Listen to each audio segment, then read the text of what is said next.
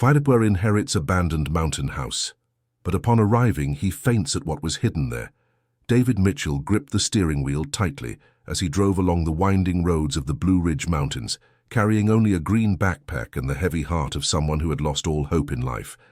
The lawyer's call 3 days earlier had been a bitter surprise amid the grief that had consumed him for 2 years ever since Jennifer left, leaving only the emptiness of a house he could no longer call home. As he spotted the century-old stone structure, shrouded in the dense mountain fog, David felt a shiver run down his spine. Aunt Margaret's house, which he had barely known in childhood, appeared before him like a ghost from a past he would rather have forgotten. He parked the car on the uneven ground covered with loose stones and walked slowly to the dark wooden door, noticing it was slightly ajar. He pushed it open hesitantly and entered the space heavy with dust and forgotten memories. The smell of dampness and abandonment filled his nostrils as his footsteps echoed on the old floorboards. Each plank creaked under his feet as if the entire house were complaining about the intrusion after years of solitude. David walked carefully, observing the stone walls that seemed to hold secrets from decades past. It was then, as he stepped on a particularly loose floorboard near the cold fireplace, that he felt the floor give way slightly. He knelt and discovered the plank moved easily, revealing a small compartment dug into the packed earth. Inside, his trembling hands found an envelope yellowed with time, with his name handwritten in script he didn't recognize. The paper was sealed with red wax and seemed to have been stored there a long time ago. With his heart racing for reasons he didn't understand, David broke the seal and pulled several old black-and-white photographs from the envelope. The first image he saw made his world collapse. It was himself, about 5 years old, running through the garden of that same house next to a middle-aged woman who was smiling affectionately. In the second photo, the same woman was cradling him in her arms as he slept peacefully. David's legs gave way, and he collapsed onto the dusty floor, the photographs scattering around him like pieces of a puzzle his mind refused to put together. Dizziness took over his head, and everything went dark as fragments of long-buried memories began to emerge from the depths of his consciousness. When he regained his senses, a gentle female voice echoed near his ear. He opened his eyes and saw a white-haired woman kneeling beside him, holding a glass of water and looking at him with maternal concern. She appeared to be over 70, with wrinkles that told stories of a whole lifetime, and blue eyes that conveyed a natural kindness. "Easy now, son. You're okay. I'm Dorothy. I live in the house next door. I saw when you arrived, and then heard a strange noise. The door was open, so I came in to check if everything was all right," said the woman, helping him sit up. "The photos." "Where are the photos?" murmured David, still confused and dizzy. Dorothy looked at the photographs scattered on the floor, and a nostalgic smile formed on her wrinkled face. She gathered them carefully and handed them back to him, as if handling precious relics. "Margaret talked about you every day, you know. She kept these photos as if they were the greatest treasure in the world. She always said that one day you would come home," revealed Dorothy, sitting on the floor beside him. "I don't understand. I never lived here. I barely knew this aunt. How do I have childhood photos in this house?" asked David, his voice choked with confusion and emotion. Dorothy took a deep breath before answering, like someone preparing to tell a painful story they've kept for years. "You did live here, David. For almost 2 years, when you were between 4 and 6 years old, Margaret was your mother's sister and took care of you when your parents went through a very difficult time. You played in this garden every day, helped her in the vegetable patch, and slept in that room back there. It was as if you were her son." Dorothy's words hit David like physical blows. Fragmented memories began to surface in his mind. The smell of cake coming from the kitchen, the feeling of running barefoot on the grass, the sound of rain on the stone roof. They were memories so vivid they seemed to have happened yesterday, but which his adult mind had inexplicably blocked. "Why don't I remember any of this clearly?" he asked, his hands trembling as he held the photographs. "You were very young when you left, and from what Margaret told me, the separation was very traumatic. Your parents came to get you abruptly, without properly saying goodbye to her. Perhaps your child's mind chose to forget so as not to suffer more," explained Dorothy, with the wisdom of someone who has seen a lot of life. David looked at the photos one by one, trying to reconstruct that lost period of his childhood. In one, he appeared helping a woman cook, with small flour-dusted hands and a radiant smile on his face. In another, he was sleeping in a hammock on the porch, protected by a crocheted blanket. She never married, never had children of her own. You were the closest thing to a son she ever had, continued Dorothy, her voice laden with emotion. After you left, she was never the same. She became more reserved, sadder, but she never stopped talking about you. Dear listener, if you're enjoying the story, please take a moment to like and especially subscribe to the channel. It really helps us who are just starting out. Now continuing. She talked about me. But why did she never try to get in touch? David wanted to know, feeling a mix of sadness and anger. Oh, but she did try. She sent letters to your parents every year on your birthday, at Christmas, on special dates, but she never got a reply. I think your parents wanted to completely cut ties with this place, perhaps to help you move on, replied Dorothy, getting up to fetch an old chair near the window. For years, she would cut out newspaper clippings whenever your name appeared. When you graduated as an engineer, when you got married, when you started your company, she followed your whole life from afar, like a proud grandmother who couldn't get close to her grandson, the woman revealed, settling into the creaking chair. The information deeply moved David. Imagining that lonely woman following his life through newspaper clippings awoke in him a pain he didn't know how to process. It was like discovering he had a family he never knew, a love he could never return. There's one more thing I need to tell you, said Dorothy, hesitating for a moment. Margaret left a special letter for you. She asked me to give it to you if you ever came. But something terrible happened last week.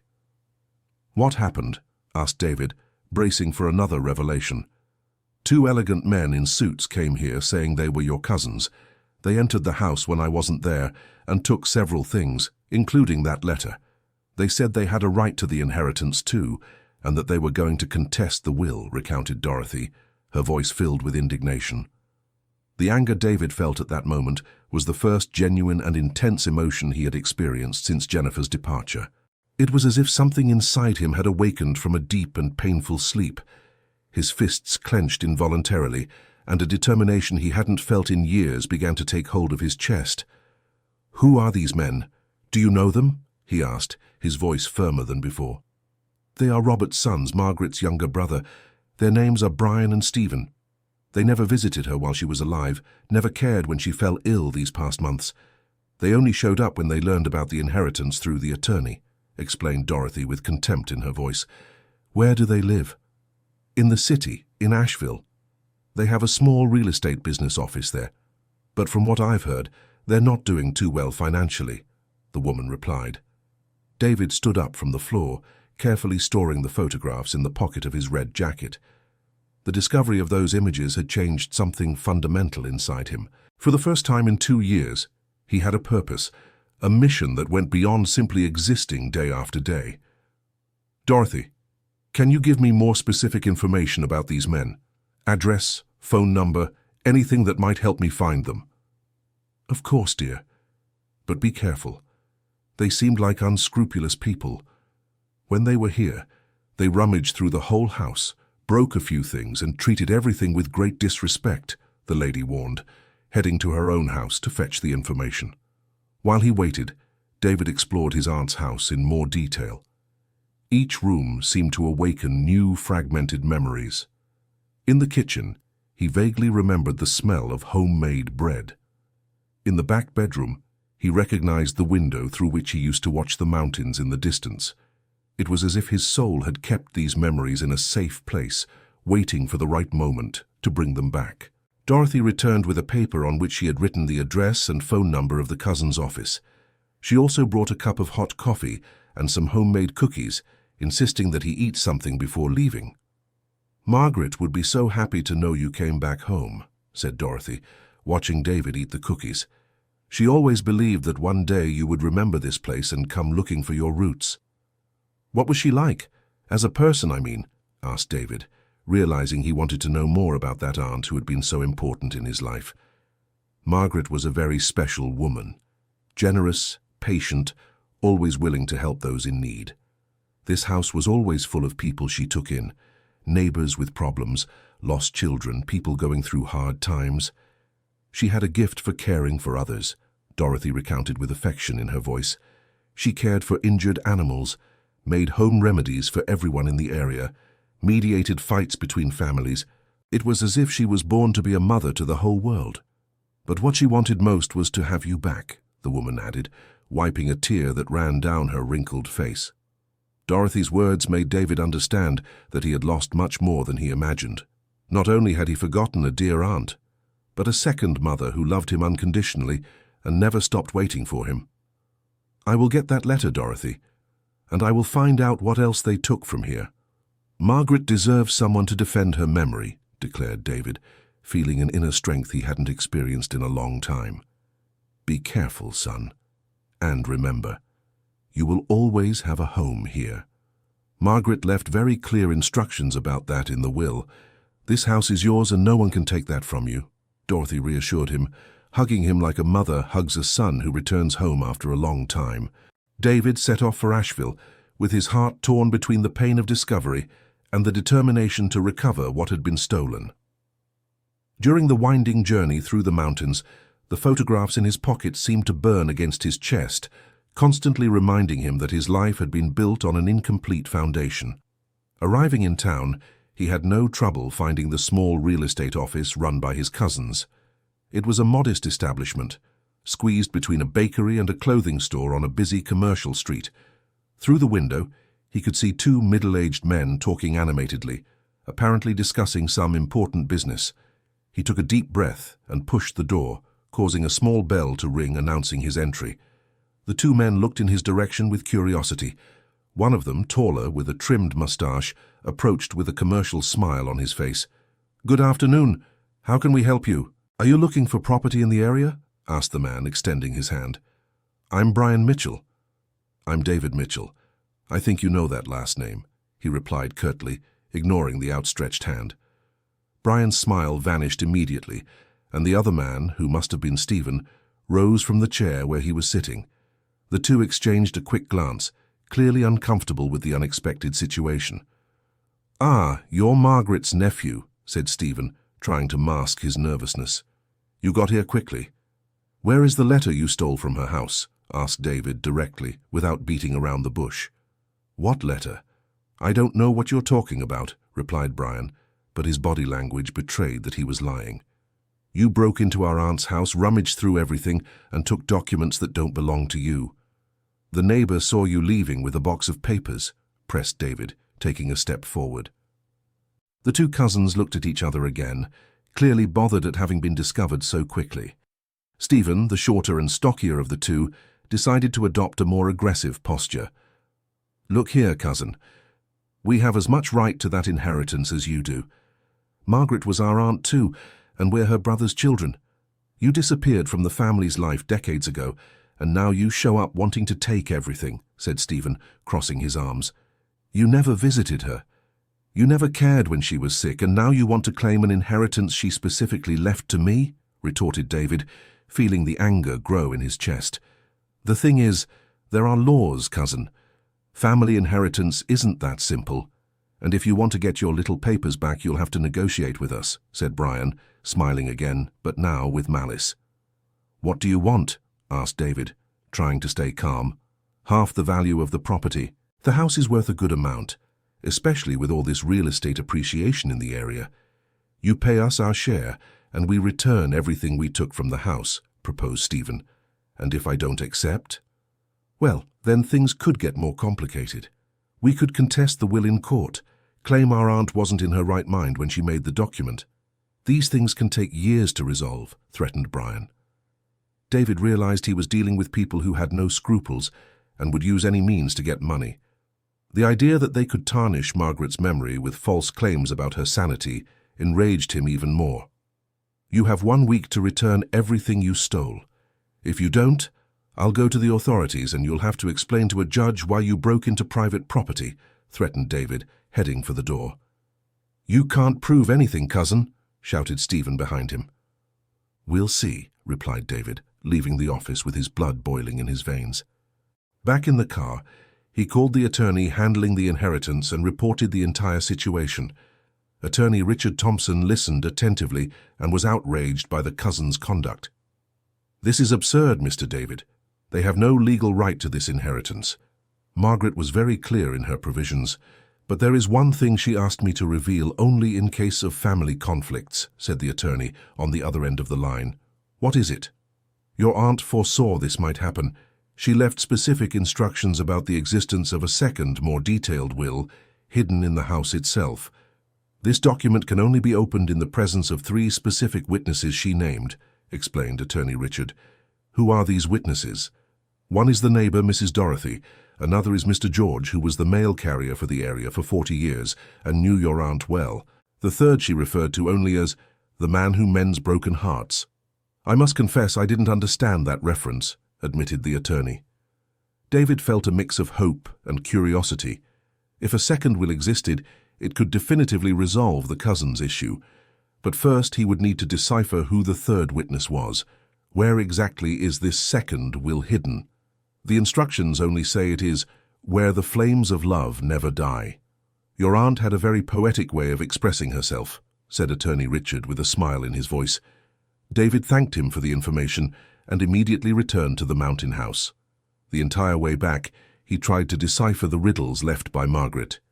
Where the flames of love never die could refer to the living room fireplace, but it could also be a metaphor for another place in the house. Arriving there, he found Dorothy watering the garden plants.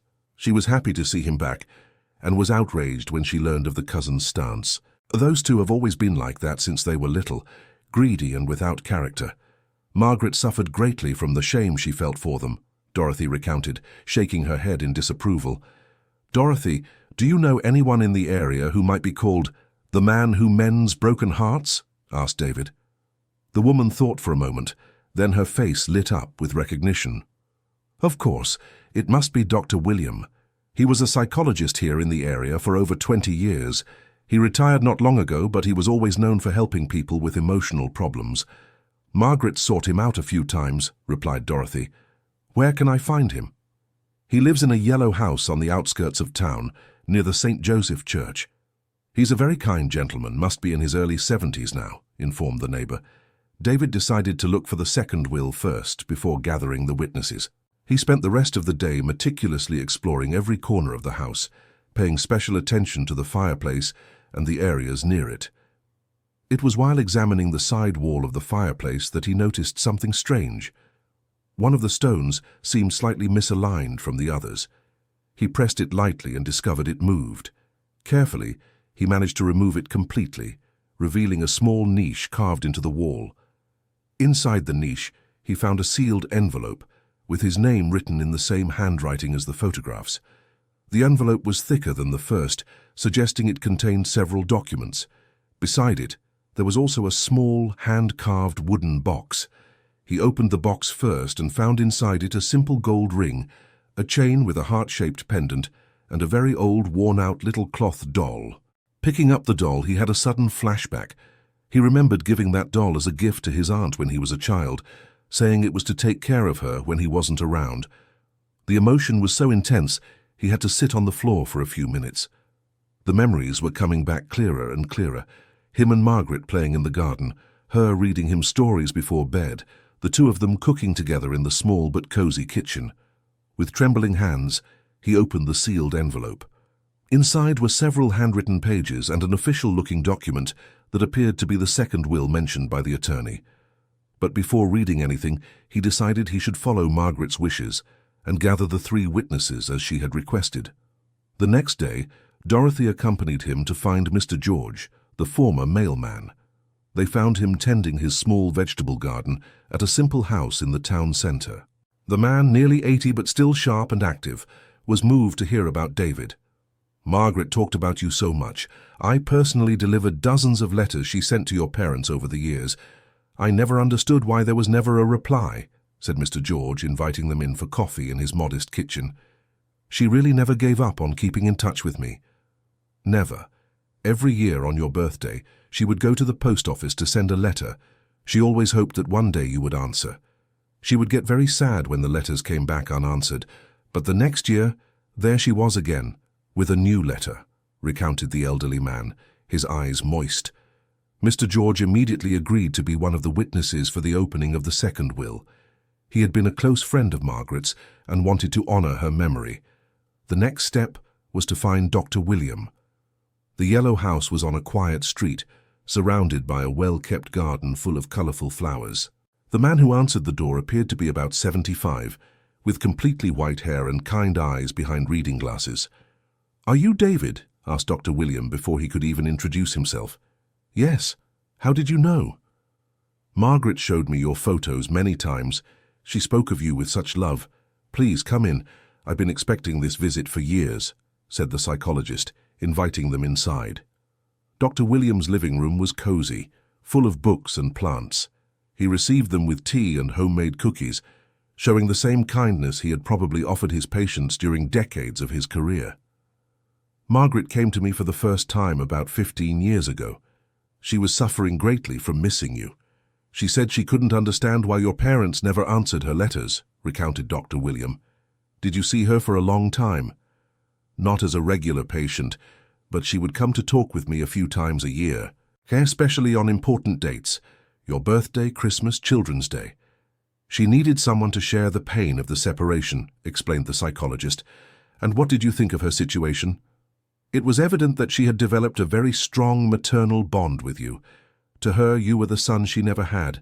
The separation was traumatic not just for you, but for her as well. She never could fully accept that you had been separated," revealed Dr. Williams sensitively. The psychologist also agreed to be the third witness.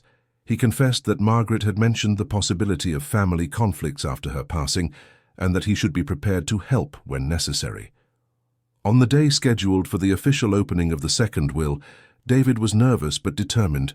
His cousins Brian and Stephen appeared accompanied by an attorney they had hired, clearly intent on causing trouble.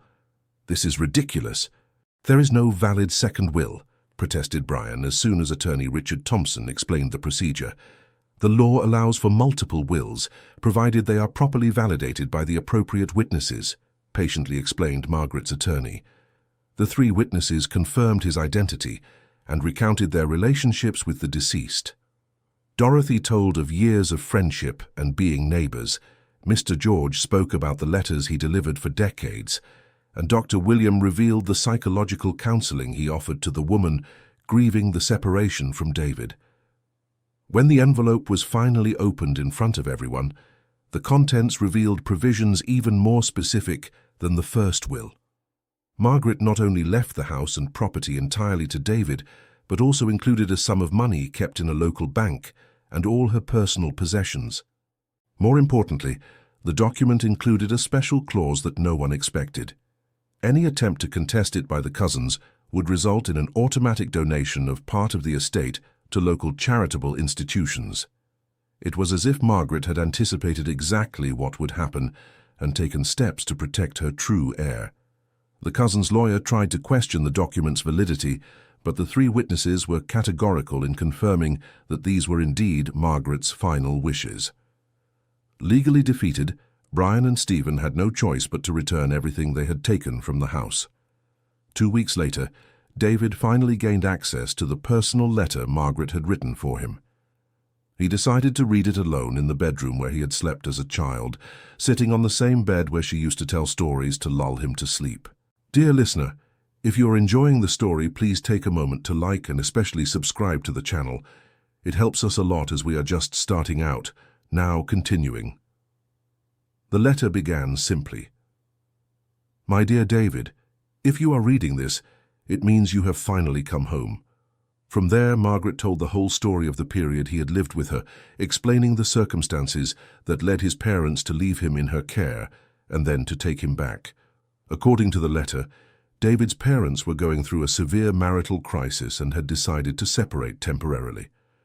As they didn't know how to explain the situation to such a young child, they asked Margaret to care for him while they sorted out their problems. For nearly 2 years she was his full-time mother. When his parents finally reconciled, they came to get him abruptly, fearing a prolonged goodbye would be traumatic for everyone involved. Margaret tried to argue that David should have time to adjust to the change, but they insisted it would be better to make a quick and clean break. The letter also revealed that Margaret had fought legally to maintain some kind of contact with him, but his parents had moved to another city and cut off all communication completely. For years, she hired private investigators to find out where he lived, managing to get addresses only occasionally to send the letters that were never answered. "I never stopped loving you like a son," Margaret wrote. "Every day away from you was an ache in my chest, but I always believed God had a plan, and that one day you would come home. If this has happened, it means you need this house as much as it needs you." The letter continued explaining that she had spent the last years of her life preparing the property to welcome him back. She renovated the house, tended the garden, kept everything in order, waiting for his return. She knew he would probably be suffering when he arrived there, because wounded hearts always find their way back to the place where they were happiest.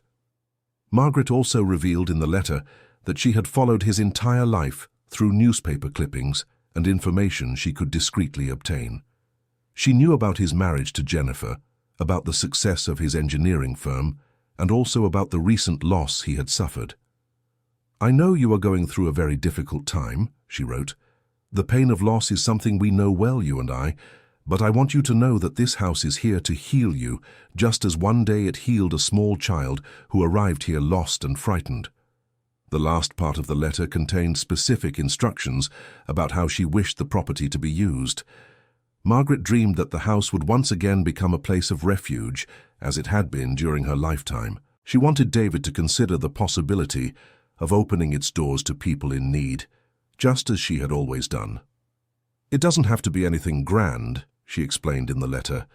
"Just keep alive the tradition of extending a hand to those who need it. This house has a special energy for healing broken hearts. Use that energy for good." When he finished reading the letter, David was weeping profusely. It was the first time he had cried since Jennifer's passing, and the tears seemed to wash away years of pent-up pain. He finally understood that his life had been incomplete, not only because of the recent loss of his wife, but because of the much earlier loss of a second mother who had loved him unconditionally. That night he made a decision. He would not sell the property. On the contrary, he would do exactly what Margaret had suggested in the letter. He would transform the house into a place of refuge for people going through difficult times. During the following weeks, David dedicated himself to getting to know the local community better. He spoke with neighbors, visited the small church in the area, and attended the Saturday market. Gradually, he discovered that there were many people there who could benefit from a space for support and community. He met a young single mother named Sarah, who had moved to the area after a traumatic separation, bringing with her a 5-year-old daughter named Emily. They were living in a rundown boarding house, and Sarah was having trouble finding stable work. Remembering Margaret's advice about helping those in need, David offered the property's small guest house for them to stay in temporarily. In return, Sarah could help with the maintenance of the main house, and Emily would have a safe place to play and grow. The presence of the two completely transformed the atmosphere of the property. Emily was a cheerful and curious child who brought new life to the house that had remained silent for so long. Her laughter echoed through the halls in the same way David's had echoed decades before. Sarah proved to be precious company. She was an intelligent and dedicated woman who had studied business administration before marriage, but abandoned her career to care for her family. Now, free from an abusive relationship, she was determined to rebuild her life and provide a better future for her daughter. As the months passed, David developed a healthy routine on the property. He woke up early to tend the garden, worked on some engineering projects remotely to keep himself professionally active, and spent afternoons talking with Emily or helping Sarah with household tasks. The little girl had grown fond of him quickly, spontaneously calling him Uncle David from the very first days. She loved listening to him tell stories about his childhood in that house, and was fascinated by the old photographs he had found. One afternoon, while Emily was playing in the garden, she tripped over a loose stone near the area where Margaret used to grow herbs. As he helped her up, David noticed that the stone had revealed something buried just beneath it. Digging carefully, he found a small, rusty metal box. Inside the box were more photographs of his childhood, some drawings he had made for Margaret when he was little, and a letter from her addressed to his parents that was never sent. The letter was an emotional plea asking them to at least allow occasional visits, promising she would fully respect their authority as parents. The discovery moved him deeply, but also sparked a curiosity about his own parents. Why had they been so rigid about cutting off contact with Margaret? Was there something more behind that decision, beyond the simple desire to protect him? He decided to look for information about his parents, who had passed away a few years earlier in a car accident. He searched for old documents in his own home in the city and found some letters from Margaret that his parents had apparently kept without ever showing him. Reading these letters, he discovered that Margaret had tried to maintain contact for years, always in a respectful and affectionate manner. The letters contained no pressure or emotional blackmail, only expressions of love and longing.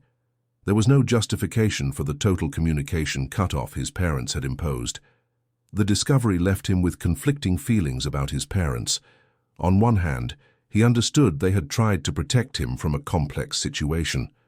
On the other hand, he felt he had been unfairly deprived of a relationship that could have greatly enriched his life. Discussing this with Dr. William during a social visit, the psychologist offered a different perspective on the situation. Your parents likely acted based on what they believed was best for you at the time.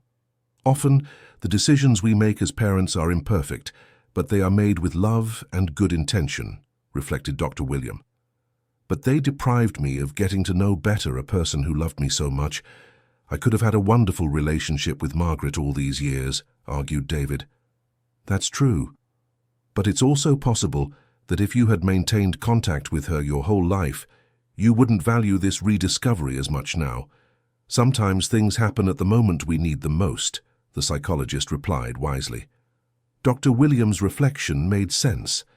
David realized that perhaps he had found his aunt's house exactly at the moment he most needed a new purpose in life. If he had visited Margaret regularly for years, perhaps he wouldn't understand the importance of that place for his emotional healing. With this new perspective, he managed to forgive his parents and focus on the present opportunity to honor Margaret's memory in the best way possible. He decided to officially transform part of the property into a community support center, offering space for meetings, workshops, and activities that could benefit the local residents. Sarah was enthusiastic about the idea and offered her administrative knowledge to help organize the activities. Together, they developed a plan to offer adult literacy classes, support groups for the bereaved, craft workshops, and a small space for children to play while their parents participated in the activities. The first activity was a support group for people who had recently lost loved ones. David decided to participate as a member, not as a coordinator, as he felt he was still processing his own losses. The group met weekly in the main room of the house, in a circle of chairs arranged near the fireplace where he had found the first photographs. It was symbolic to be in that space talking about loss and healing, surrounded by people who shared similar experiences. Through the group meetings, David learned touching stories from other people in the region. There was a 60-year-old widower who had lost his wife after 40 years of marriage, a young mother who had lost a small child in an accident, a teenager who had lost his father in a fall while working in construction. Listening to these stories helped him put his own pain into perspective. He realized that suffering is part of the human experience, but that it can also be transformed into something constructive when shared with others who understand the pain. One of the most regular participants in the group was a 70-year-old lady named Mrs. Evelyn, who had recently lost her husband after a long battle with a degenerative disease. She had a natural wisdom and often offered valuable advice to other group members. "The pain never goes away completely," Mrs. Evelyn said during one of the meetings. "But with time it transforms into something more bearable. The longing remains, but it stops hurting so much and starts to warm the heart." "How did you manage to get to that point?" asked David on an especially difficult afternoon.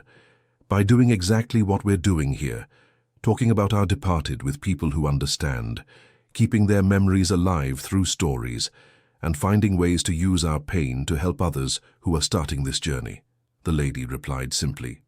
Mrs. Evelyn's words echoed in David's mind for days. He began to notice that he was able to talk about Jennifer without feeling that stabbing pain in his chest. He could remember the happy moments they had together without being overwhelmed by the sadness of the loss. Emily, always observant, noticed the changes in his behavior. "Uncle David, you're happier now," the girl commented one afternoon, while helping him water the plants in the garden. "Why do you think that, Emily?" "Because you laugh more, and your eyes aren't sad like when you first got here," she replied with the simple honesty of children. The girl's observation made him realize that he really had changed a lot since he arrived at the mountain house. The anger and despair he carried had gradually been replaced by a sense of purpose and belonging that he hadn't felt in a long time. The community center was working better and better. In addition to the support group, they had started a basic computer course for older people, a healthy cooking workshop, and a book club that met monthly to discuss books chosen democratically by the group. Sarah had proven to be a valuable partner in coordinating the activities. Her administrative experience was crucial to keeping everything organized, and her warm personality made people feel welcome in the space. During a conversation after one of the support group meetings, she confessed to David that she too had found something in the mountain house that she didn't know she was looking for. "When I got here, I was just trying to escape a bad situation. I didn't imagine I would find a place where I could really start my life over," Sarah said, as they were putting away the chairs after an activity.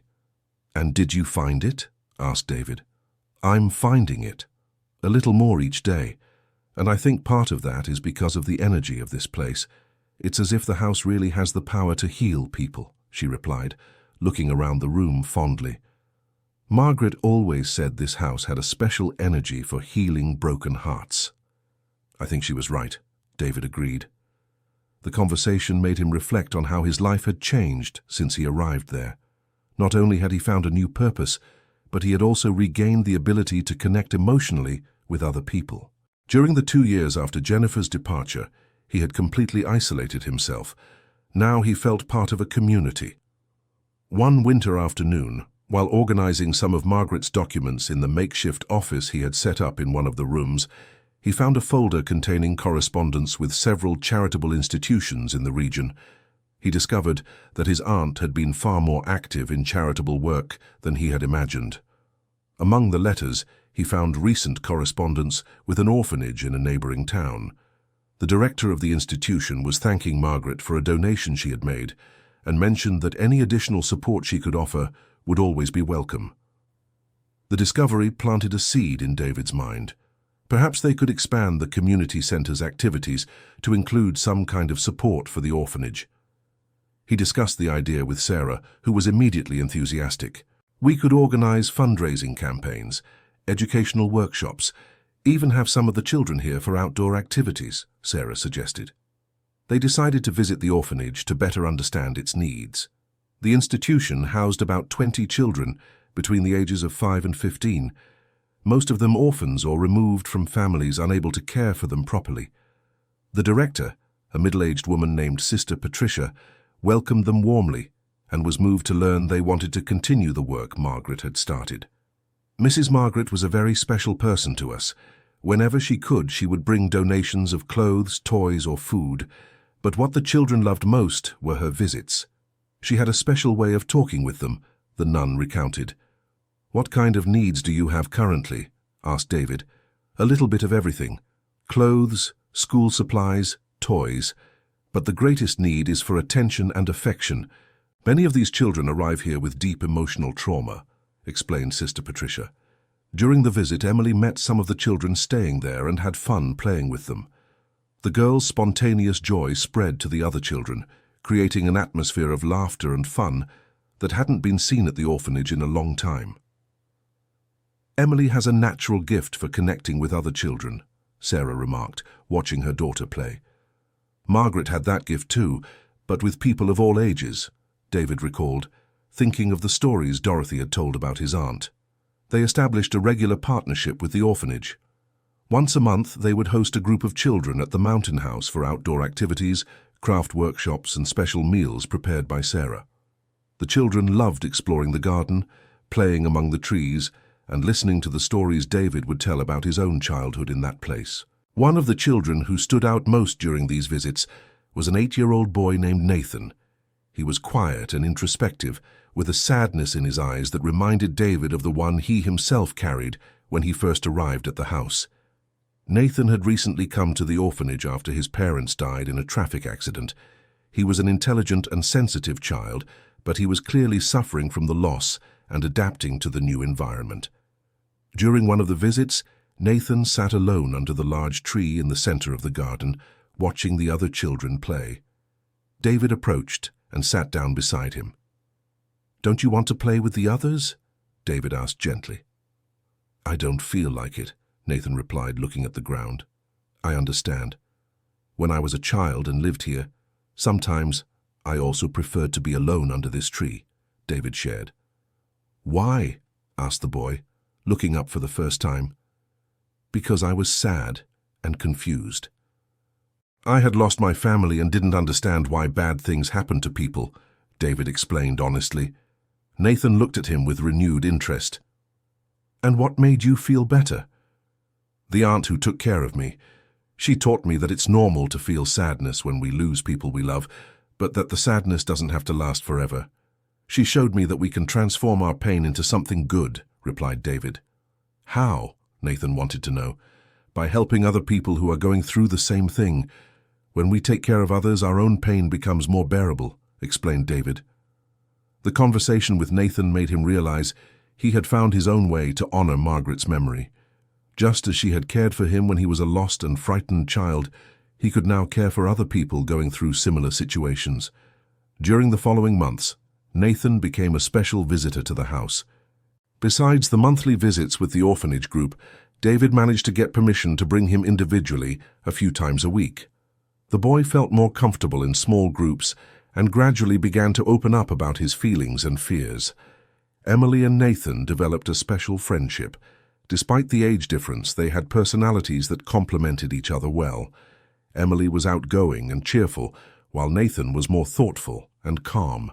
Together, they explored every corner of the property and invented creative games. One afternoon, while the two children played in the garden, Sarah and David talked on the porch about future plans for the community center. "Have you thought about legally formalizing what we're doing here?" asked Sarah. "How so?" "Transforming the center into an official organization with registration and everything. That would make it easier for us to receive donations and establish partnerships with other institutions," she explained. The idea made sense. What had started as an informal way to honor Margaret's memory was turning into something bigger and more structured. An official organization would have more credibility and resources to expand its activities. "Would you agree to be my official partner in this project?" asked David. "Of course. Actually, I've been thinking a lot about it lately. I think I've found my calling here. I've never felt so professionally fulfilled," Sarah replied enthusiastically. The conversation was interrupted by Emily running toward the porch with a worried expression on her face. "Mommy, Nathan is crying and he won't tell me why," the girl informed. David and Sarah immediately got up and went to look for Nathan. They found him sitting under the tree, curled up with his arms around his knees and crying silently. "Nathan, what happened?" asked David, kneeling beside the boy. "Today it's been 6 months since my parents. Since they passed away," Gabriel managed to say between sobs. "I had forgotten, but suddenly I remembered and everything started hurting again." David felt his heart tighten. He remembered perfectly how it felt to experience those sudden waves of pain that came without warning and seemed to swallow a person whole. "Come here," said David, opening his arms. Nathan didn't hesitate to throw himself into his arms, crying all the tears he had held back over the past months. David held him firmly, letting him pour out all the pain without trying to interrupt him or console him with empty words. Sarah approached with Emily, and the two sat nearby, offering their silent presence as support. It was one of those moments when words weren't necessary, only genuine human presence and unconditional love.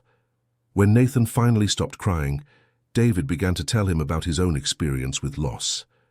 "When my wife passed away, I thought I would never be able to be happy again. The pain was so great that sometimes I felt like I was drowning in it," David shared. "And how did you manage to stop feeling that way?" asked Nathan, still nestled in his arms. "Finding people to love again. Not in the same way I loved my wife, but finding other forms of love, like the affection I feel for you, for Emily, for Sarah. Like the love I have for the memory of my aunt, explained David. Do you think I'll ever be able to remember my parents without it hurting so much? The boy wanted to know. I'm sure of it. The pain never goes away completely, but it will transform into tender longing, and you'll be able to remember the happy moments you lived with them without feeling sad, assured David. That conversation marked a turning point in the relationship between David and Nathan. The boy began to trust him completely, seeing him as a father figure who could understand his pain because he had gone through a similar experience. In the following months, Nathan became practically part of the family that had formed naturally in the mountain house. He spent entire weekends there, helping with activities at the community center and building ever stronger bonds with everyone. Sister Patricia was very happy to see the boy's transformation. He had started smiling again, participated more in activities at the orphanage, and was doing better in school. It was evident that the welcoming environment of the house was good for his emotional recovery. One spring morning, Nathan arrived at the house earlier than usual, carrying a small backpack and with an anxious expression on his face. "David, can I talk to you?" asked the boy, clearly nervous. "Of course, Nathan. What is it?" "Sister Patricia said that maybe I can be adopted by a family. They're going to meet me next week," Nathan told him, his voice mixing hope and fear. David felt a mix of emotions. On one hand, he was happy to know Nathan might find a permanent family. On the other hand, he realized they would miss him terribly if he left. "That's wonderful news, Nathan. How are you feeling?" he asked, trying to show only enthusiasm. "Happy but also scared. What if they don't like me? What if I don't like them? What if I can never come here again?" Nathan poured out all his worries at once. "Let's talk about each of those things," said David, sitting next to him on the porch. "First, it's impossible not to like you.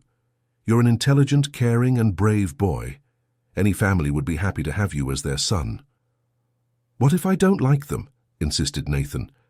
"In that case, you can talk to Sister Patricia about your feelings. No one will force you to stay with a family where you don't feel good. The important thing is that you're honest about what you're feeling," reassured David, "and about not being able to come here anymore. Nathan, even if you go live with a new family, you will always be welcome in this house. This place is part of your healing story, and that will never change. Maybe you can't come as often, but the doors will always be open for you," promised David. The conversation calmed Nathan's anxieties, but it also made David reflect on his own feelings. During the months living with the boy, he had developed a very strong paternal affection for him. The possibility of seeing him leave awakened a pain he didn't expect to feel. That night, after Nathan returned to the orphanage, David talked to Sarah about the matter. "I didn't imagine I would feel so attached to him," confessed David. "It's as if he had become part of our family. I've also become very attached to Nathan. Emily adores him, and he brought a special dynamic to our life together," agreed Sarah. "Do you think I'm being selfish for hoping he keeps coming here even after the adoption?" asked David. "No, you're being human. It's natural to become attached to people we love, but it's also important to want the best for them, even if that means seeing them leave," replied Sarah wisely. The week of the prospective family's visit passed quickly. Nathan was visibly nervous in the days leading up to the meeting, but David and Sarah did their best to keep him calm and confident.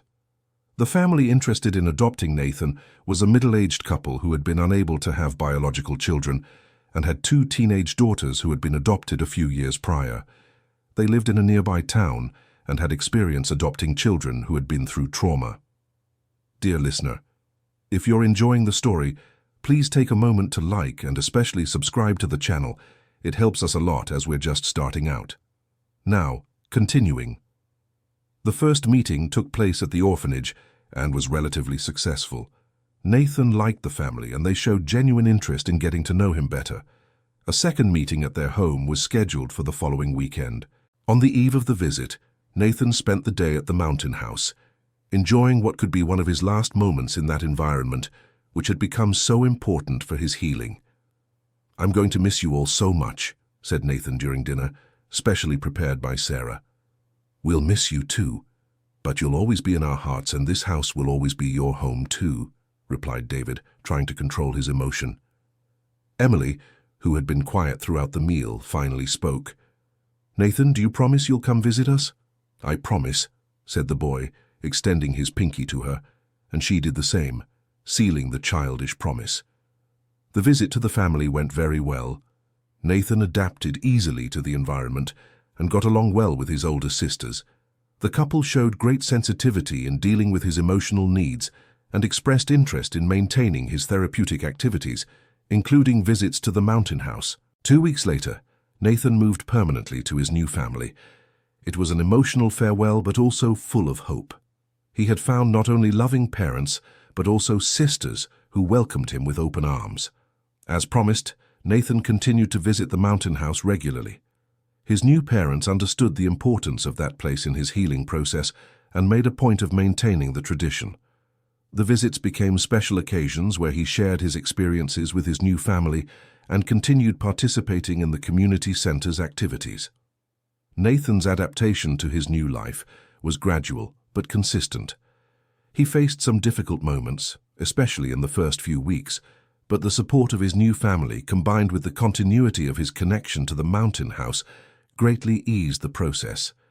During one of his visits, a few months after the adoption, Nathan brought a drawing he had made at school. It was a depiction of the stone house surrounded by smiling people, including David, Sarah, Emily, and his new family. "This is the drawing of my story," explained Nathan, proudly showing his work. "The teacher asked us to draw the people who are important to us, and I drew everyone together." The drawing deeply moved David. Seeing that Nathan could harmoniously integrate his past experiences with his present reality was proof that he had found a healthy emotional balance. Nathan's case inspired David and Sarah to expand their work with orphaned or vulnerable children even further. They established a regular program of themed weekends at the property, where small groups of children could participate in recreational and therapeutic activities. The program included gardening workshops, where children learned to cultivate plants and care for the land, storytelling sessions, where they could share their own experiences or listen to inspiring narratives, and artistic activities that helped them express their feelings through drawings, paintings, or crafts. Mrs. Evelyn, the 70-year-old woman who participated in the bereavement support group, volunteered to help with the children. Despite never having had children of her own, she had a natural patience and a special ability to connect with them. "These children remind me that I can still be useful, even at my age," commented Mrs. Evelyn after a particularly rewarding afternoon working with a group of girls who had lost their mothers. Mrs. Evelyn's involvement brought an intergenerational dimension to the center's work. The children benefited from the wisdom and patience of the older volunteers, while the elderly found new purpose in sharing their life experiences. Dr. William also became a regular collaborator, offering psychological guidance for both the children and the adults participating in the activities. His improvised office in the house became a safe space where people of all ages could process their emotions and trauma. Over time, the community center gained recognition throughout the entire region. Families from neighboring towns began seeking its services, and other charitable institutions established partnerships to expand the reach of the work. One day, David received an unexpected call from the mayor of the nearest city. He had heard about the work being done at the Mountain House and wanted to propose an official partnership with the City Hall to expand the services offered.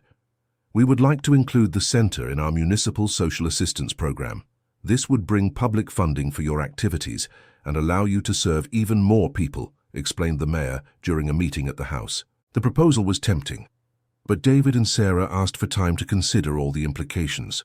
Partnering with the public sector would bring valuable resources, but it could also impose bureaucracies and limitations that might compromise the flexibility and spontaneity that made the work so effective.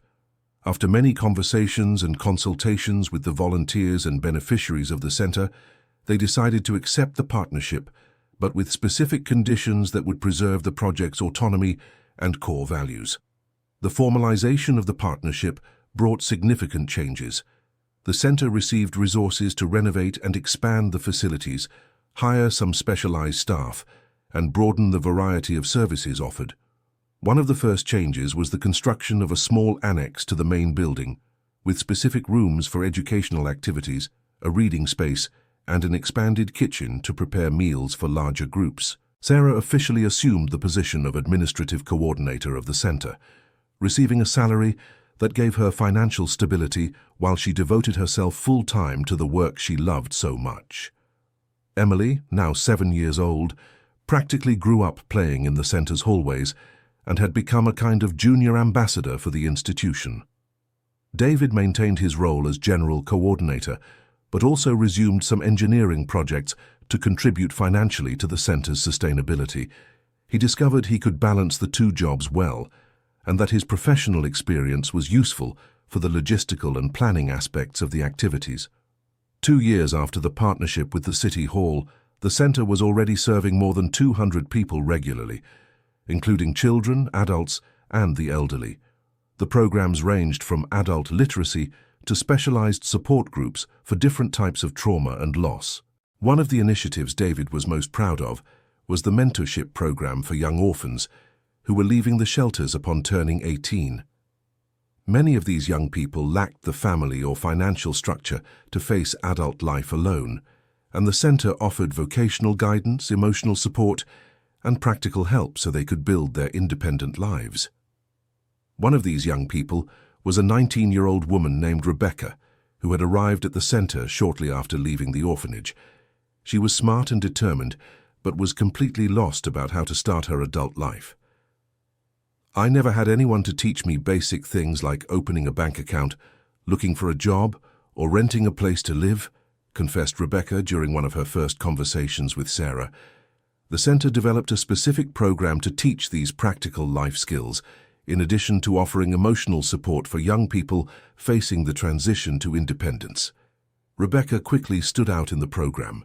She had a natural aptitude for administrative work and became interested in learning about managing social organizations. Sarah hired her as an assistant, creating a job opportunity that also served as practical training. "I want to do for other young people what you are doing for me," declared Rebecca after a few months working at the center. "I want to show them that it's possible to build a good life even when you start without a family." Rebecca's dedication inspired the creation of a Young Mentors program, where the center's older beneficiaries helped guide the newer ones. It was a way to create a mutual support network that extended the benefits of the activities far beyond the property's walls. Nathan, now 12 and well-adjusted to his adoptive family, became one of the program's most active mentors. His personal experience of loss and overcoming made him especially effective at helping other children going through similar situations. During one of the weekly mentorship program meetings, Nathan told a group of younger children about his own journey. "When I first arrived here, I thought I would never be happy again. I felt a lot of anger, a lot of sadness, and I didn't understand why bad things had happened to me," shared Nathan with the maturity he had developed over the years. "And how did you manage to stop feeling that way?"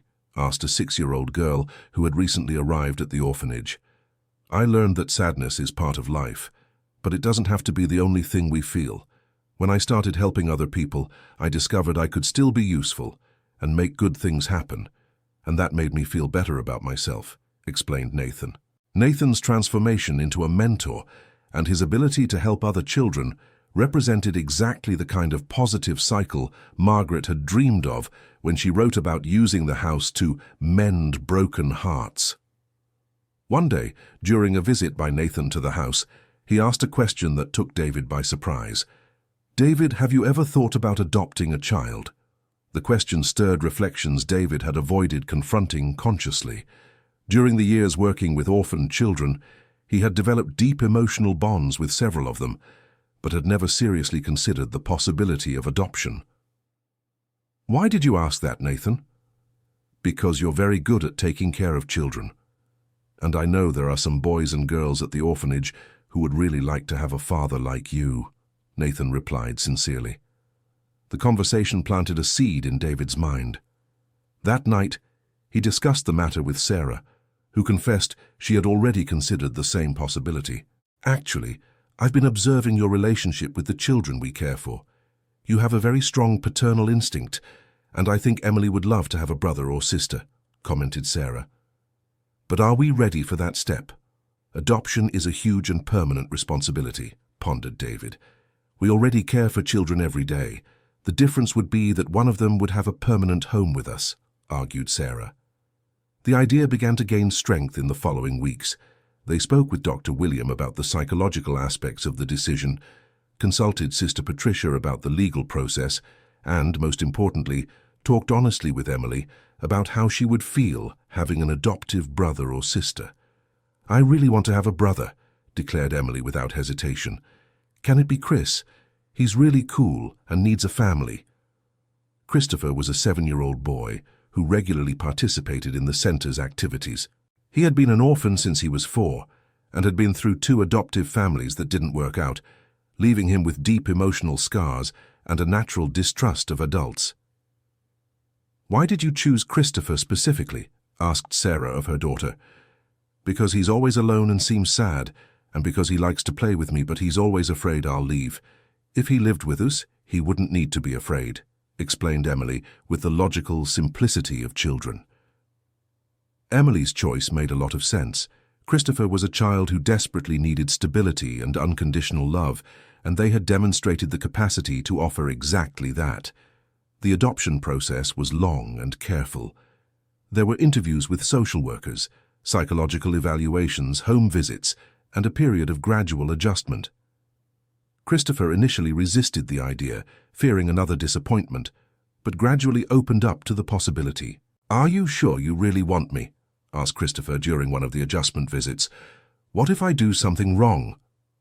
"Christopher, when we love someone, it's not because that person is perfect. It's because we choose to love, even with the flaws and difficulties," explained David, kneeling to the boy's height. "But what if you get tired of me, like the other families?" "That won't happen. Do you know why? Because this isn't an ordinary family. This is a family born from love, not by chance. Every person here chose to be here and chose to love the others," replied Sarah. The adoption was finalized in a simple but emotional ceremony at the Mountain House, with all the friends and collaborators from the community center present. Christopher cried with joy when the judge officially declared that he was now the son of David and Sarah and the brother of Emily. "Now I have a real family," said Christopher that night, before sleeping in his new room. "You've always had a family here. It just became official now," corrected David, tucking the boy into bed. Christopher's integration into the family was gradual but successful. He faced some adaptive challenges in the first few months, especially related to abandonment and trust issues, but the loving and patient environment of the home greatly facilitated his healing process. Emily proved to be an exemplary older sister, protecting Christopher when he felt insecure and including him in all her games and activities. The friendship between the two grew naturally until it became a genuine fraternal bond. Sarah legally formalized her union with David, completing the transformation of their relationship from a professional partnership and friendship into a marriage based on mature love and shared purpose. The ceremony was held at the house itself, under the large tree where David used to sit as a child. "When I first arrived here, I was lost and hopeless," said David during the wedding vows. "You helped me discover that I could still love and be loved. You helped me build not just a new life but a new family. And you gave me the chance to start over in a place where I can be who I really am. You gave me a home where my daughter can grow up surrounded by love and a mission that gives meaning to my life," replied Sarah, with tears of happiness in her eyes. The family that had formed organically in the Mountain House represented exactly the kind of healing Margaret had envisioned when she decided to leave the property to David. It was a nucleus of love that radiated care and support to the entire surrounding community. The community center continued to grow and evolve. 5 years after its creation, it served over 500 people annually and had become a regional reference in community social work. Other cities sent delegations to learn about the model and implement similar initiatives in their own communities. David and Sarah were invited to speak at universities and conferences on social development, sharing their experiences and inspiring other professionals to adopt more humanized approaches in their work. "The secret isn't in the resources or the structure," David would explain during one of these talks. "The secret is in treating each person as a unique human being with their own story that deserves respect and care. And in understanding that those who care are also healed in the process," Sarah would add. When we help others rebuild, we rebuild ourselves. The center's philosophy was based on simple but powerful principles: genuine listening, non-judgmental acceptance, respect for human dignity, and faith in people's capacity for transformation. These values, inherited directly from the example Margaret had set during her life, proved to be universal and effective for people of all ages and backgrounds. One of the center's greatest achievements was the creation of a training program for other professionals interested in replicating the model in their own communities. The program included practical internships at the Mountain House, where participants could directly experience the methodology developed over the years. Rebecca, now 25 and a graduate in social work, became one of the main instructors for the training program. Her personal story of overcoming adversity and her practical experience at the center made her especially credible for teaching other professionals. When I started here, as a lost and frightened young woman, I never imagined that one day I would be teaching others to do the same work that saved me, Rebecca reflected during one of the training sessions. Nathan, at 16, had become a balanced and mature teenager, maintaining a strong connection with both his adoptive family and the extended family of the Mountain House. He often brought school friends to see the center, and several of them became young volunteers. This place taught me that family isn't just about blood, it's about choosing to be present in each other's lives, Nathan would say to friends visiting the house for the first time. Christopher, at 12, had transformed into a confident and cheerful child, fully integrated into the family and the center's community. He showed a natural aptitude for manual work and loved helping with the maintenance of the property and the garden, which continued to flourish under the loving care of the whole family. Emily, now 12, had developed an interest in psychology and often talked with Dr. William about her observations of human behavior. She had a natural sensitivity for noticing when people were suffering and a special ability to offer comfort and support. "I want to study to be a psychologist and work here when I grow up," declared Emily during a family lunch. "I want to help people heal like you do." Their daughter's declaration deeply moved Sarah and David. Seeing that she had grown up in an environment where caring for others was valued and that she wanted to dedicate her own life to that purpose was one of the greatest rewards they could receive. Dr. William, at 80 years old, remained active at the center but had begun training successors to continue his psychological work. He was especially proud to see how the children he had helped heal became adults capable of healing others. "Margaret would have been so proud to see what you've built here," the psychologist commented during a conversation with David on a sunny afternoon on the house's porch. "Sometimes I feel as if she's still here guiding everything we do," replied David, looking at the garden where several children played happily. "Perhaps she is, in a way. True love has a way of perpetuating itself through the people we touch," philosophized Dr. William. The Mountain House had become much more than an inherited property. It was a living symbol of how love can multiply and transform, creating waves of healing that spread far beyond its physical boundaries. 10 years after David had found the first photographs in the fireplace's secret compartment, the house was home, not only to his immediate family, but to an extensive network of people whose lives had been transformed by the work developed there. Former beneficiaries of the center, who had rebuilt their lives, often returned as volunteers, creating a continuous cycle of healing and service. Families who had received support in difficult times offered help when other families faced similar challenges. The community that had grown around the house functioned as an extended family, where everyone knew and supported each other. It was exactly the kind of community environment that was becoming rare in the modern world, but flourished naturally when nurtured by genuine love and mutual care. One autumn afternoon, while walking the property grounds observing all the ongoing activities, David came across a commemorative plaque that had been installed near the main entrance. The plaque had been donated by the City Council in recognition of the social work developed there. "Margaret Mitchell Community Center, where broken hearts find healing," read the bronze plaque. Below, a phrase he had personally suggested: "True love never dies, it only transforms and multiplies." Standing before the plaque, David reflected on the extraordinary journey that had begun with an unexpected call from a lawyer and the discovery of old photographs. The bitter, desperate man who had arrived at the house 10 years before had been completely transformed. Not only had he found peace for his own pains, but he had discovered a purpose that gave deep meaning to his existence.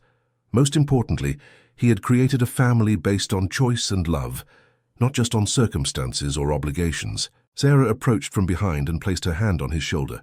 "What are you thinking about?" she asked.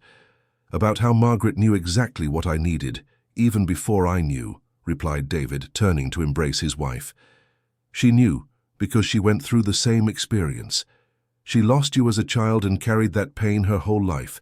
She understood what it was to have a broken heart," observed Sarah, "and she knew how to transform her pain into something beautiful and meaningful." "Exactly as we're doing now," David completed. Together they watched their children playing in the garden alongside other children from the community program. The scene was a perfect representation of how life can regenerate and flourish when nurtured by unconditional love. Later that day, during the family dinner, Christopher made an announcement that surprised everyone. "I want to change my name," said the 12-year-old boy. "To what name?" asked Sarah. "I want to be called Christopher Margaret Mitchell, to honor the aunt you all love so much and who created this special place," explained Christopher. The request deeply moved David and Sarah. It was a touching way for Christopher to show he had completely understood the family's history and wanted to be part of it, not just legally, but also symbolically. "I'm sure Margaret would be very honored," said David, his voice choked with emotion. The name change was made official a few weeks later, in a small family ceremony at the house. Christopher chose the anniversary of his adoption to make the change, creating an even more special date for the whole family. Emily also decided to include Margaret as her middle name, completing the tribute to the woman who had made possible the existence of the family they had become. "Now we are all officially the Margaret Mitchell family," Sarah joked during the ceremony, "and we carry not just the name, but also the responsibility of honoring the legacy of love she left us." The children's decision to adopt Margaret's name represented a mature understanding that family is something built through conscious choices and dedicated love, not just through biological ties. As the years passed, the Mountain House continued to evolve and grow. New programs were added, partnerships were established with universities for research on community development, and the model developed there was replicated in dozens of other communities across the United States. David and Sarah received several awards for their social work, but they always made sure to credit Margaret as the true inspiration for everything that had been achieved. "We just followed the path she showed us," David would say during award ceremonies. "The credit is hers, who had the wisdom to transform her own pain into a source of healing for others." The center's impact went beyond the local community's borders. Documentaries were made about the work developed there, books were written based on the experiences of the families served, and students from various universities interned to learn about the community care model. But despite all the external recognition, what mattered most to the family were the small daily moments of connection and love that happened daily in the house. Mornings began with a collective breakfast in the expanded kitchen, where the family gathered to plan the day and share their expectations and concerns. Afternoons were dedicated to the center's activities, with each family member contributing according to their abilities and interests. Evenings ended in the main room, gathered near the fireplace where it had all begun, talking about the day's events or simply enjoying each other's company in contemplative silence. On special dates, like the anniversary of the discovery of the photographs or the date of Margaret's departure, the family held small rituals of gratitude, remembering how their lives had been transformed by the love of a woman they barely knew, but who knew them deeply. "Margaret taught us that true love is something we give without expecting anything in return," Sarah reflected during one of these special occasions, "and that when we give genuine love, it always comes back multiplied." "She also taught us that home is not a place but a feeling," added David. "It's the feeling of belonging, of being accepted and loved exactly as we are." Christopher and Emily, now teenagers, had developed a mature understanding of these lessons. Both were active at the community center, helping with activities and serving as examples for the younger children that it is possible to overcome trauma and build happy, meaningful lives. Nathan, at 21, had graduated with a degree in education and returned to work at the center as an official educator. His personal story of overcoming and his deep connection with the philosophy of home made him especially effective in working with children and teenagers in vulnerable situations. "This place gave me a second chance at life," Nathan would tell the young people he worked with. "And now I want to offer you the same opportunity." Rebecca had married and started her own family, but continued working at the center and had become one of the leading national specialists in community development based on holistic care. Dr. William, even retired, continued to visit the home regularly, now more as an adoptive grandfather to the extended family than as a professional. His presence remained a source of wisdom and tranquility for everyone. Mrs. Evelyn, at 85, still participated in activities when her health allowed, always carrying her life wisdom and her natural ability to console people who were suffering. The network of people who had been touched by the mountain home extended across multiple generations and geographies. Former beneficiaries who had moved to other cities kept in touch and often sent photos and news of their rebuilt lives. Children who had participated in the programs when they were little returned as adults to show their families and thank them for the support they had received. Young people who had received vocational guidance came back to tell of their professional successes and offered to mentor others.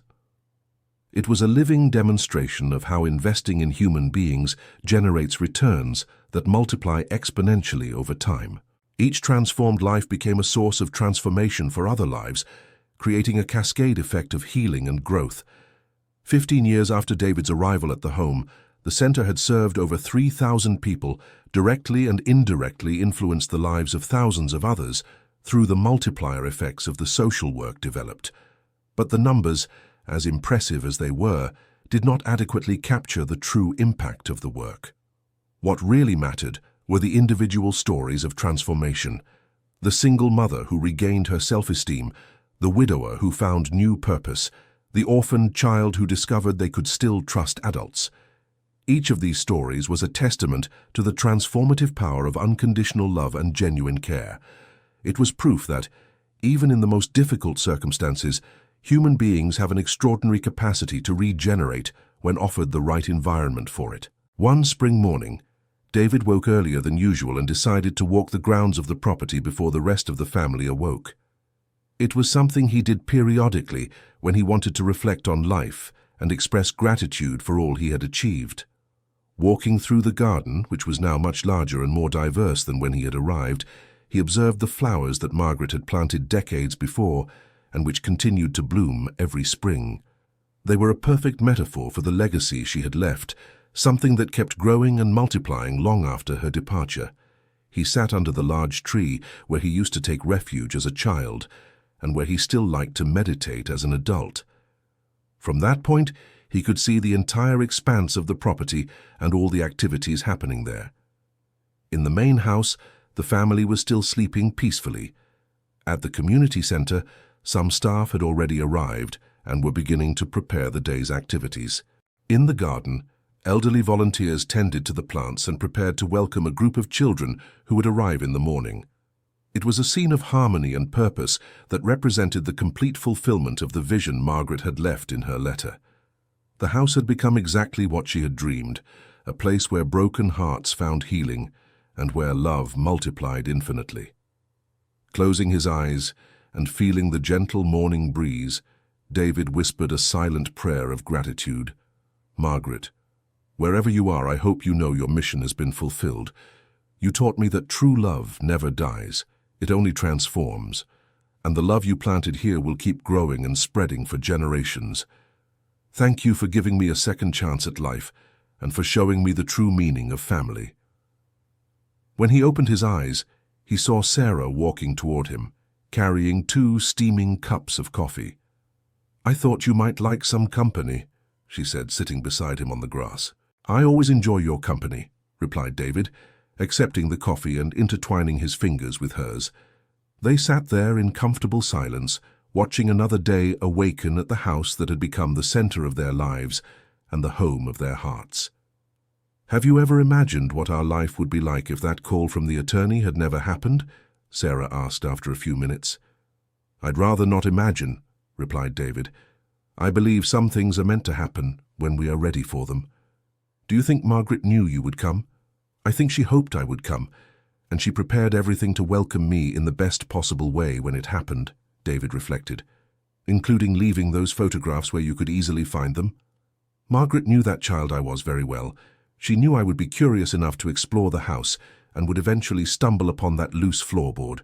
David smiled, remembering the discovery that had changed everything.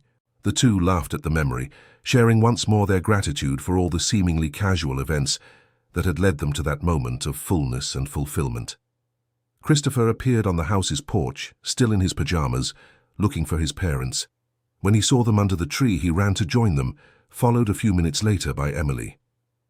"Having a family meeting without us?" Emily joked, throwing herself onto the grass beside her parents. "We're just enjoying this beautiful morning moment," explained Sarah, opening her arms to receive her daughter. "And giving thanks for all we have," added David, pulling Christopher close. The four of them stayed gathered there under the ancient tree, watching the sunrise illuminate the stone house and the flower gardens. It was a picture of family that Margaret had certainly envisioned in her most hopeful dreams. Later that day, during the center's regular activities, a letter arrived addressed to David. The sender was an attorney from Chicago, representing a major corporate foundation, interested in funding the expansion of the center's model to other regions of the country. The proposal was ambitious: to create a national network of community centers based on the philosophy and methodology developed at the Mountain House. The foundation offered substantial resources for training, infrastructure, and maintenance of new centers in communities that could benefit from the model. David and Sarah spent several weeks analyzing the proposal and discussing its implications. On one hand, it was an extraordinary opportunity to amplify the impact of the work they had been developing. On the other hand, they feared that expanding too quickly could compromise the quality and fundamental values that made the model so effective. They decided to consult the entire center team and also the longest-serving beneficiaries before making a decision. The consensus was that it was worth trying, provided the fundamental principles of personalized care and building genuine bonds were maintained. "The important thing is to remember we're not trying to create a franchise," reflected Rebecca during one of the planning meetings. "We're trying to plant seeds of the love we received here in other places where they can bloom naturally." The partnership was established with rigorous care to preserve the essence of the work. Protocols were created for selecting local coordinators, intensive training programs at the Mountain House, and continuous monitoring systems to ensure the new centers maintained the standards of quality and humanization. The first center in the network was inaugurated in a small town in North Carolina, coordinated by a couple of psychologists who had interned at the Mountain House and been deeply inspired by the experience. The second center was established in a peripheral community of a large city, coordinated by a former beneficiary of the original center who had graduated in social work and wanted to replicate in her home community the care she had received. Each new center developed its own local characteristics, adapting to the specific needs of the communities where they were established, but maintaining the core values of welcome, genuine listening, and building healthy emotional bonds. After 2 years of expansion, the network included 12 centers spread across 6 U.S. states. Each served between 100 and 300 people regularly, creating a support network that benefited thousands of families. The growth of the network brought national recognition for the work begun at the Mountain House. David and Sarah were invited to participate in television programs, international conferences, and consultations for governments interested in public policies based on the model they developed. But despite all the external visibility, they made a point of keeping their roots in the original house, dedicating at least half of their time to local activities and living alongside the community that had been the cradle of everything. "We cannot lose our connection with the real people who are the reason for all of this existing," Sarah insisted whenever invitations arose to spend long periods traveling or working exclusively on the network's expansion. "The Mountain House is our laboratory and our inspiration. If we stray too far from here, we risk losing the soul of the work," David agreed. This decision proved wise when some of the network centers began to face difficulties. Their closeness to the grassroots work allowed David and Sarah to quickly identify problems and offer effective support to solve them. The main challenge was maintaining the human quality of care as the volume of people served grew. It was easy to fall into the trap of turning personalized care into standardized bureaucratic procedures. To meet this challenge, an exchange system between the network centers was created, where staff and volunteers from different units would spend periods working in other locations, sharing experiences, and renewing their motivation. Annual meetings were also established at the Mountain House, where representatives from all centers gathered to share stories, discuss challenges, and renew their commitment to the network's fundamental values. These gatherings became special events, celebrating not only the successes achieved, but above all, the human stories of transformation that justified all the effort invested. During one of these annual meetings, a young mother from a small town in Kentucky shared her story. She had arrived at the local center pregnant, fleeing an abusive relationship and with no family support. "When I arrived at the center, I no longer believed I could trust anyone. But you showed me that there are still good people in the world. You helped me rebuild my self-esteem, find work, and raise my daughter with dignity," the young woman recounted, moving everyone present. "And now I'm a volunteer at the center, helping other women who arrive in the same situation I was in. It's my way of giving back a little of the love I received," she added. Stories like this multiplied at each annual meeting, demonstrating that the model was working effectively in different contexts and communities. More importantly, they showed that the people served did not become dependent on the services, but developed autonomy and the ability to help others. 20 years after the discovery of the photographs, David was approaching 75, a similar age to what Margaret was when he visited her in his childhood dreams. He had become a wise and serene man, with completely white hair and eyes that conveyed the deep peace of someone who has found his purpose in life. Sarah, a few years younger, remained active and energetic, coordinating the network of centers' activities with the experience of someone who had dedicated decades to refining that model of care. Christopher and Emily, now young adults, had chosen careers that allowed them to contribute to the family mission. Christopher had graduated in architecture and specialized in community space projects, while Emily had followed the path of psychology, as she had promised in her teens. Both worked part-time in the network of centers and part-time on external projects, but kept their base in the Mountain House, which remained the emotional heart of the family and the work being done. Nathan had married Rebecca, and together they coordinated 3 centers in the network, becoming experts in training new coordinators. Their own children grew up playing in the center's gardens, naturally absorbing the values of care and service that defined that extended community. Dr. William had passed away at 92, leaving a legacy of wisdom and compassion that continued to inspire everyone's work. His personal library was donated to the center, creating a study space that bore his name. Mrs. Evelyn had also passed away, but her influence remained through the many elderly volunteers she had inspired to engage in community work. The center's senior volunteer program was named in her honor. The arrival of old age brought David an even deeper perspective on the cycle of life and the importance of leaving meaningful legacies for future generations. He often walked the grounds of the property, watching the trees he had planted grow and become shelter for new generations of children. On an especially quiet afternoon, while watching a group of children playing in the garden under Emily's supervision, David noticed that one of them looked very much like Nathan did as a child.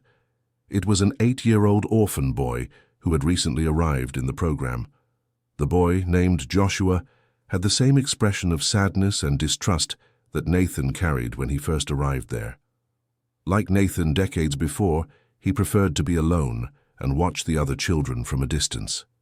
David slowly approached and sat on the grass near the boy, without forcing any conversation. They stood there in silence for a few minutes, just watching the other children play. "Don't you like playing with them?" asked David finally. "I don't feel like it," answered Joshua, echoing exactly the words Nathan had said years before. "I understand. When I was a child and lived here, sometimes I also preferred to be alone," shared David, using the same words he had said to Nathan. "Why?"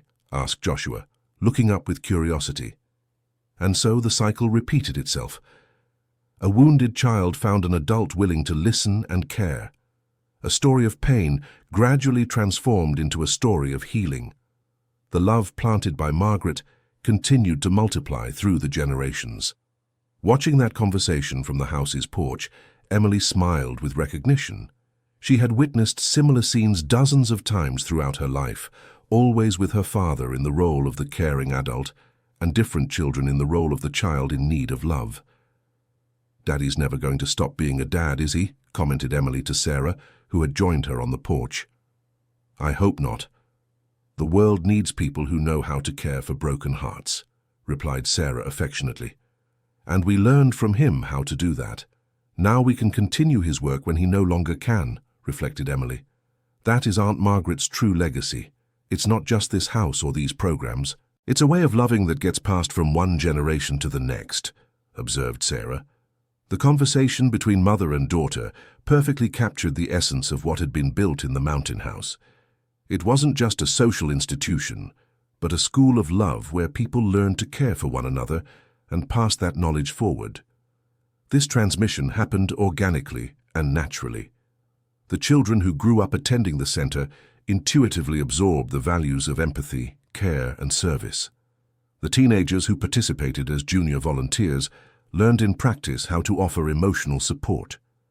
The young adults who returned as staff members already had the philosophy of the place ingrained in them.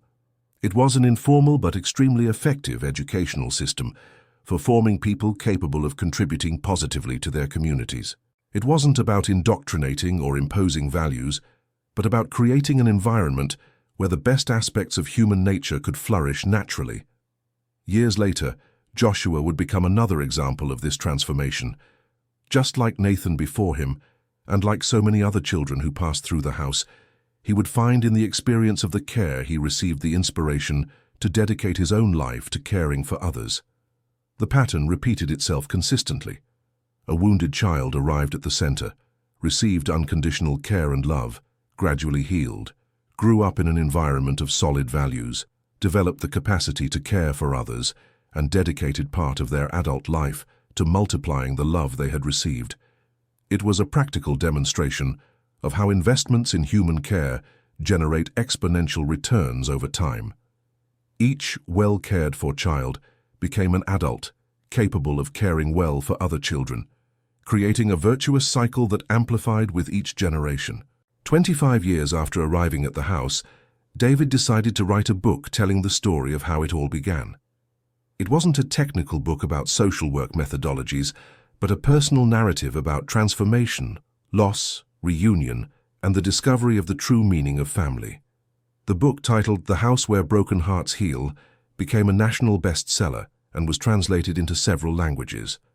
More important than the commercial success was the inspirational impact it had, motivating thousands of people to engage in similar community work. The copyrights to the book were donated in full to expand the network of community centers, allowing the model to reach more impoverished and remote regions of the country. The book's publication also brought international visibility to the work being done. Delegations from other countries visited the Mountain House to learn about the model, and similar centers were established in several nations across Latin America and Africa.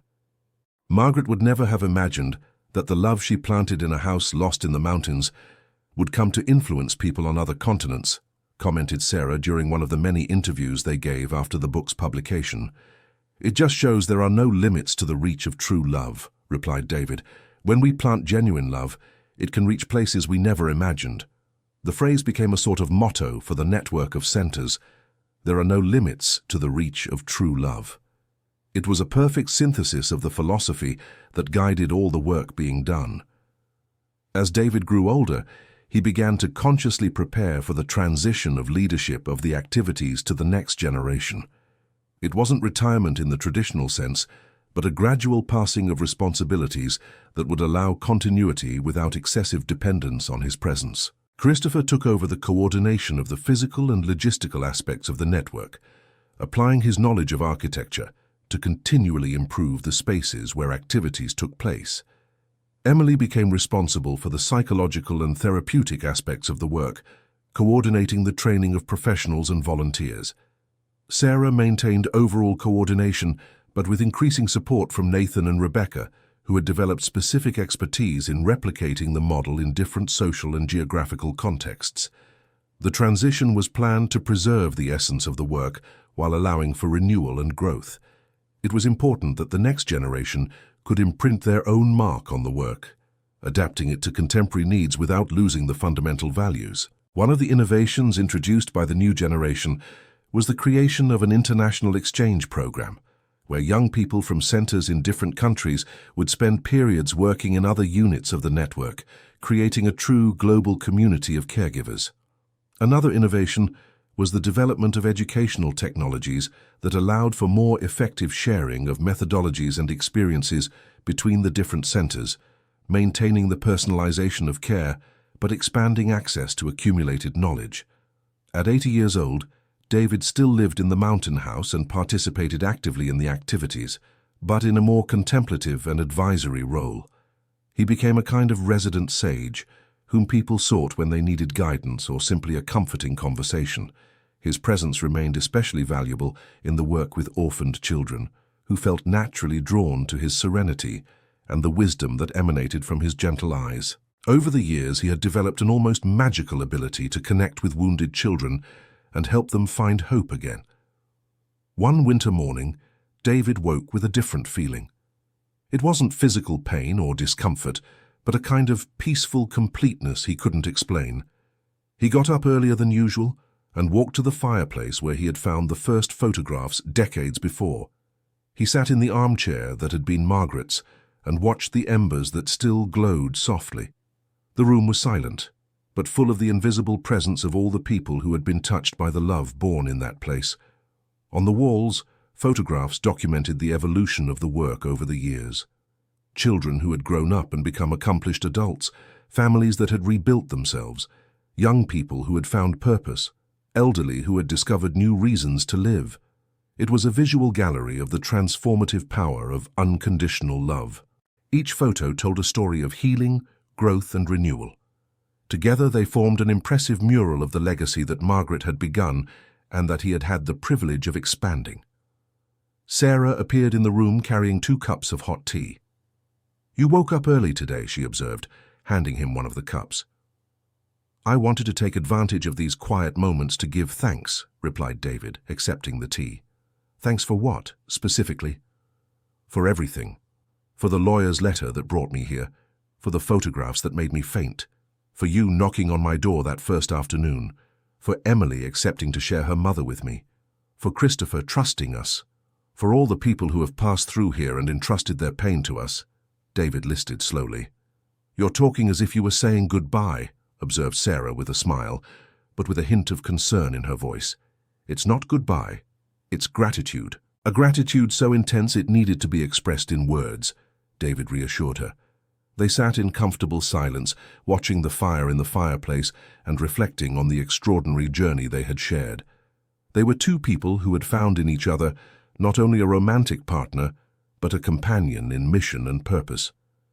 "If you could go back in time and change anything in our story, what would you change?" asked Sarah. "Absolutely nothing," David replied without hesitation. "Every pain, every discovery, every challenge brought us to this moment. Changing anything would mean risking not getting to where we are. Not even the pain of losing Jennifer, or the time you spent not knowing about Margaret? Not even that. The pain prepared me to value love when I found it again, and the time away from Margaret made our reunion through the photographs even more meaningful," David reflected. The conversation was interrupted by the arrival of Christopher and Emily, who came for breakfast, before starting their daily activities. Soon after, Nathan and Rebecca arrived with their children, a tradition they kept of having family breakfast several times a week. The kitchen filled with the voices and laughter of 3 generations gathered around the table where Margaret used to have her solitary meals decades before. It was a transformation that perfectly symbolized how love can convert loneliness into community. During breakfast, Joshua, now a well-adjusted and confident 15-year-old teenager, announced that he had decided to study psychology to work with orphaned children. "I want to help other kids the same way you all helped me," he declared, looking especially at David and Emily. "I'm sure you'll be excellent at that," Emily replied. "You already help the younger children here at the center. It comes naturally to you." "I learned by watching you," said Joshua, "and I understood that caring for others is the best way to care for yourself." The teenager's observation touched David deeply. Seeing that the core values were being organically passed on to the next generation was one of the greatest confirmations that the work had been successful. After breakfast, David decided to take a walk around the property grounds. It was something he did daily, but that morning he felt a special need to reconnect with every corner of the place that had become his true home. He first walked to the garden where Margaret used to grow herbs and where now a community garden grew, tended by elderly volunteers. The plants were lush even in winter, protected by simple greenhouses that Christopher had designed. Next, he visited the space housing the children's library, created in a renovated old granary. Children of various ages browsed books under the supervision of a young volunteer who read stories aloud to an attentive group. He continued to the woodworking shop, where teenagers learned a useful trade while creating toys and furniture for the center itself. The space was full of activity and productive concentration. He also visited the psychology office, where Emily provided counseling to people of all ages, keeping alive the tradition started by Dr. William decades before.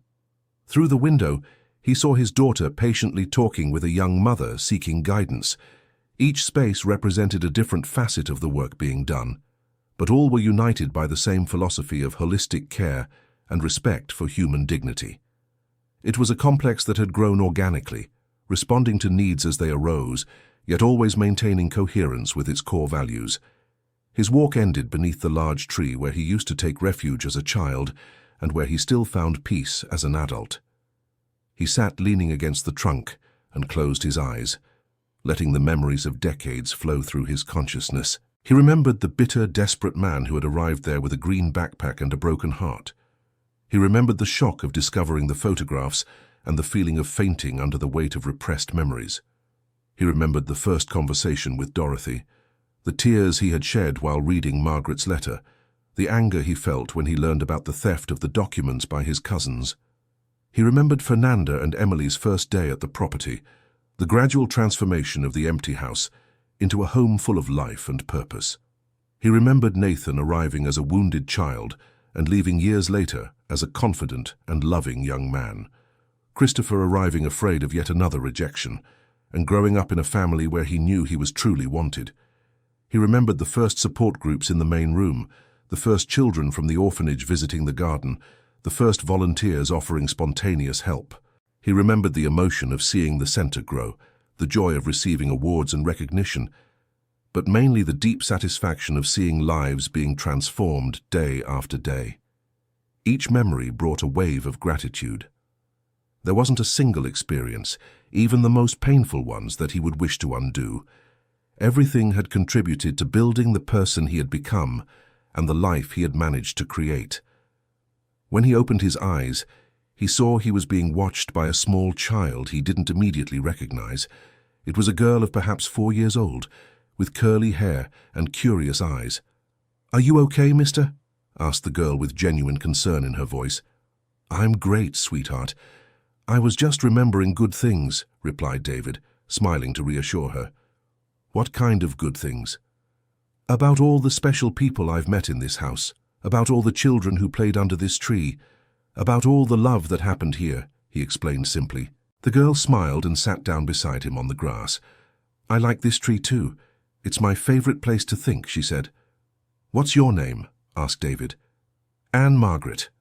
My mother chose the middle name because of the lady who owned this house before," replied the girl. David felt a deep emotion upon learning that Margaret's name continued to be passed on to new generations.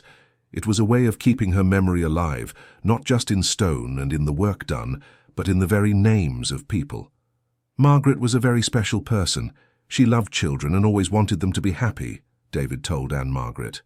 "My mother said she still watches over the children who come here, even after she left," the girl said seriously. "I think your mother is right. True love never completely goes away, agreed David. The conversation with Anne Margaret brought David a renewed perception of how his aunt's legacy had become deeply rooted in the community. It wasn't just a preserved memory, but a living presence that continued to influence people decades after her departure. That afternoon, during one of the center's regular team meetings, David made an announcement that surprised everyone. "I've decided the time has come to formalize something that's been happening naturally. Emily and Christopher will officially assume the overall coordination of the center here at the house. Sarah will continue supervising the national network, but with greater support from Nathan and Rebecca. I will become an emeritus consultant, available whenever you need me, but without daily executive responsibilities," he announced. The initial reaction was surprise and some concern, but David explained that this wasn't a withdrawal, but the official recognition of a transition that had already been underway for several years. "You are more than prepared to lead this work. In fact, in many ways, you are already the ones leading. It's time to make it official so you can fully imprint your own vision on the center's future," he explained. "But you will keep living here with us, won't you?" asked Christopher with concern. "Of course. This is my home and my family. I'm not going anywhere. I just no longer want to be the final person responsible for the big decisions. I want the freedom to just be a grandfather, an advisor, and a storyteller," smiled David. The transition was formalized in a simple but moving ceremony, with representatives from all the network centers and many former beneficiaries who made a point of attending. During the ceremony, David gave a speech that summarized his reflections on the years dedicated to social work. "When I arrived at this house decades ago, I was lost and without hope. I believed my life had ended, along with the person I loved most. What I discovered here taught me that love never truly ends. It just transforms and multiplies," he said to the attentive audience. "Margaret taught me that our true family isn't formed just by blood ties, but by conscious choices to love and care for one another. You are all living proof of that lesson," he continued, looking at the gathered people. "And now it's time to pass this responsibility to younger, capable hands. My role now will be that of guardian of the memories and stories that give meaning to everything we've built together," he concluded. After the speech, Emily and Christopher officially received the symbolic keys to the center in a ceremony that represented the continuity of the work through generations. Sarah also received special recognition for her leadership in the national expansion of the network, which now included more than 50 centers spread across the entire United States and was beginning to expand to other countries in Latin America. The ceremony ended with a community dinner in the house gardens, where people of all ages shared food, stories, and music in a celebration of community life that Margaret would certainly have approved of. That night, David went to sleep with a feeling of mission accomplished that he hadn't felt in a long time. He had planted seeds that were now bearing abundant fruit and would continue to grow long after he was no longer present to tend them. In the following years, David enjoyed a type of retirement that few have the privilege to experience. Instead of stepping away from the work he was passionate about, he was able to continue participating in it without the pressure of executive responsibilities. He became a beloved figure among the children who frequented the center, always available to tell stories, listen to problems, or simply offer his calm presence when someone needed comfort. He also dedicated himself to writing a second book.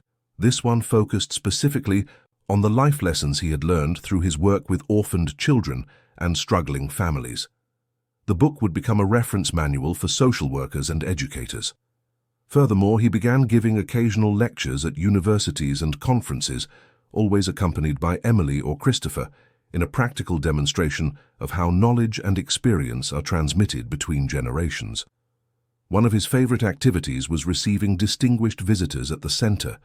Politicians, academics, social activists, and community leaders from various parts of the world visited the Mountain House to learn about the model developed there.